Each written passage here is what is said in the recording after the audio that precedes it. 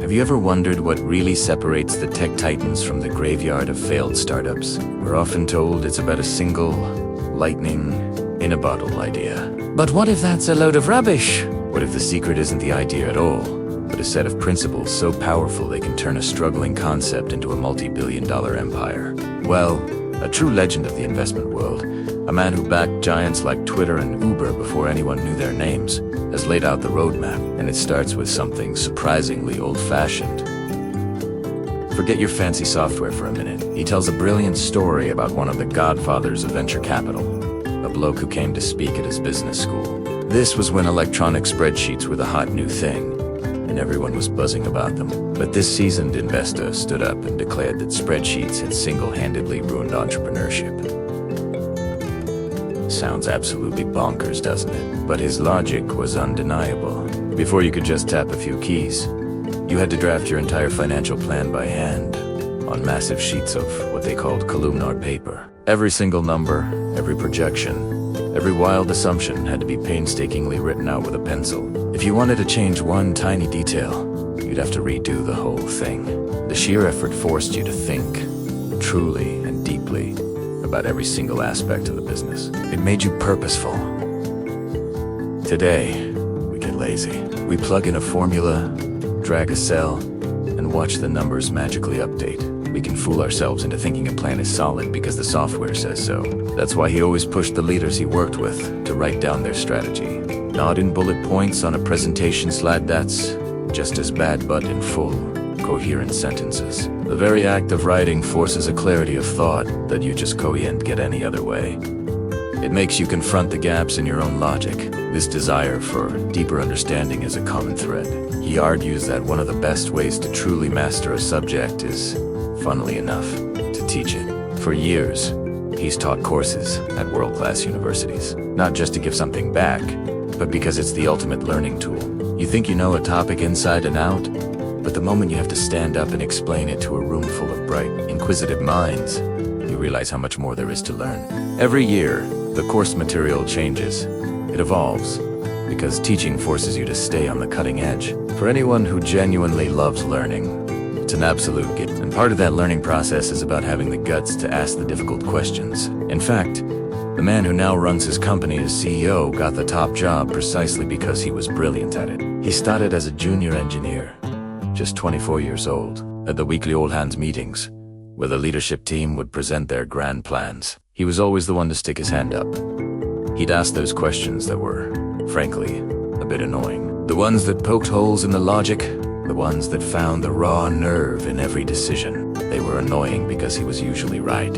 He had a knack for spotting the hidden flaw, the one thing everyone else had glossed over. After a year of being on the receiving end of these laser-guided questions, they made him the Chief Technology Officer. At 25 now, he's the CEO, and by the founder's own admission, a much better one than he ever was. This speaks to a broader philosophy about how to genuinely help people. After years sitting on company boards, he came to believe his most important job wasn't to have all the answers. It wasn't to tell founders what to do. Who was he, after all? He wasn't in the trenches. Today, his real value was in holding up a mirror. His role was to ask those tough questions that forced the management team to be brutally, intellectually honest with themselves, to make them look squarely at whether their product was truly connecting with customers, or if they were just hoping it would. He wasn't there to steer the ship, but to make sure the captains were looking at the right map. This approach built trust and respect, because it wasn't about ego. It was about getting to the truth. And more often than not, facing that truth is what allows a company to make the crucial pivot that leads to spectacular success. None of that works. However, if the team isn't rowing in the same direction from the get, you absolutely must have a crystal clear, strongly held vision that everyone buys into. It sounds like corporate fluff, but in a software business, it is everything. If you have a room full of brilliant people with slightly different ideas of what you're rebuilding, you'll end up with a mess. He said his own firm was built on a foundation of shared values and even affection. Think about that, affection, in the cutthroat world of venture capital.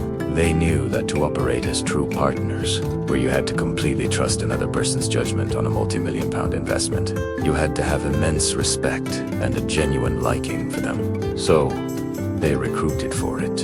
It was a system that worked exceptionally well for them, creating a culture that has now lasted for 3 generations of partners. This all stems from a fundamental trait he looks for in people: intellectual curiosity. He's a massive fan of what he calls learn-it-alls. The know-it-all has already reached their peak. The learn-it-all has a ceiling so high you can't even see it. They're the ones who will constantly grow and better themselves. When hiring, you want the person with the potential to keep climbing. He even ingrained this in his own kids, encouraging them to ask any and every question that popped into their heads. He found it baffling when he'd hear his son as sports coaches starting a season by telling the kids, "You don't ask me questions, I ask you questions." He thought, that's just daft. How is a kid ever meant to get better if they're not allowed to be inquisitive? That curiosity has to be pointed at the right thing, though. And the ultimate test of a business is whether it can grow on its own. The single best indicator that you've created something people truly want is exponential organic growth. It's not about how many customers you can buy through clever advertising. It is about how many people love your product so much they go and tell their mates about it. That's the magic of word of mouth. When he returned to run his company, one of the first things he did was scrap almost all the advertising spend. He used a Japanese manufacturing saying, "You go in, see the rocks, until you drain the water." By turning off the paid ads, you could finally see the truth.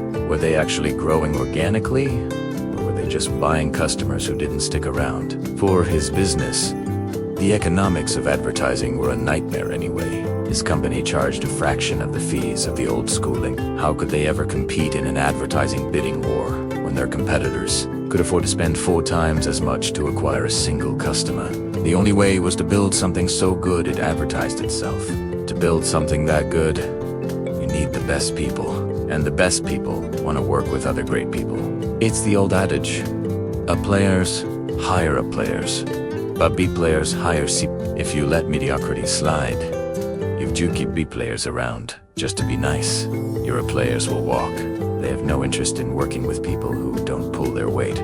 He really admires how some of the biggest tech firms have managed to build a performance culture that is also kind. They hold people to an incredibly high standard and aren't afraid to let go of those who don't meet it.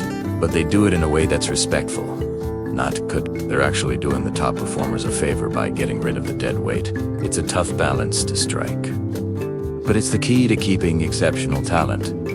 For anyone starting their career, it's crucial to learn the right lessons. The stark reality is that the vast majority of startups fail. We only ever hear about the massive successes, which can trick you into thinking the odds are pretty good.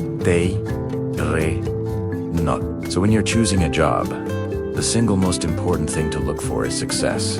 Working for a successful company gives you a halo effect. You get more credit than you probably deserve.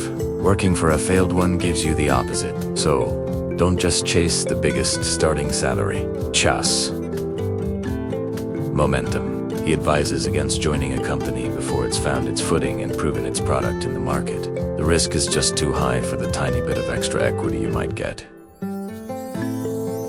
Equally, he warns against going to work for a behemoth, one of the giant, established tech monopolies. The problem is, the lessons you learn there aren't transferable. You mostly learn how to operate within a massive, market-dominating machine, not how to build one from scratch.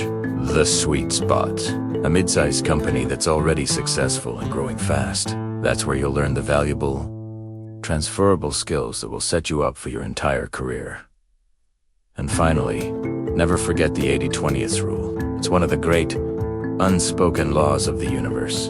An Italian thinker named Pareto figured out that in almost any system, 20% of the input generates 80% of the output. It's everywhere you look. 80% of your sales will come from 20% of your customers. 80% of your returns will come from 20% of your investments. 80% of the game-changing ideas will come from 20% of your employees.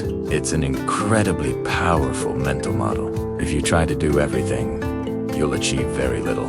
The real secret is to identify that vital 20% and focus all your energy there.